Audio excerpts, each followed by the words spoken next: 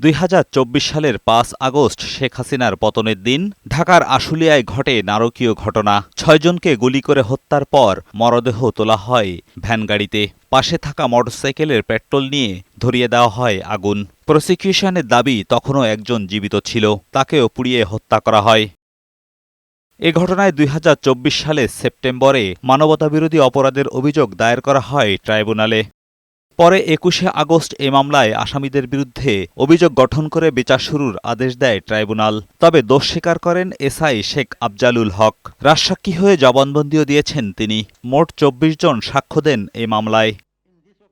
যুক্তিতর্ক শেষে 5 ফেব্রুয়ারি রায়ের দিন ধার্য করে আদালত। বৃহস্পতিবার রায় ঘোষণার জন্য ট্রাইব্যুনালে আনা হয় গ্রেপ্তারকৃত 8 আসামিকে। রায়ে সাবেক এমপি সাইফুল ইসলাম সহ 6 জনকে মৃত্যুদণ্ড দিয়েছে ট্রাইব্যুনাল। 7 জনকে যাবজ্জীবন, 2 জনকে 7 বছর করে কারাদণ্ড, রাজসাক্ষী আফজালুল হককে ক্ষমা করে দিয়ে খালাস দিয়েছে ট্রাইব্যুনাল। মোট আসামি ছিল 16 জন। তার মধ্যে অন্যতম ছিলেন স্থানীয় এমপি সাইফুল ইসলাম, তাকে মৃত্যুদণ্ড দেওয়া হয়েছে। মোট 6 জনের মৃত্যুদণ্ড দেওয়া হয়েছে। যাবজ্জীবন কারাদণ্ড দেওয়া হয়েছে 7 জনকে।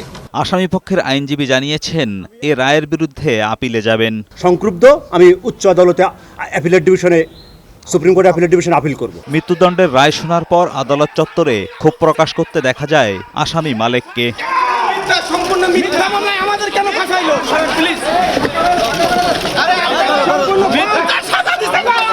এছাড়াও এ রায়ে পর্যবেক্ষণ দেন ট্রাইব্যুনাল।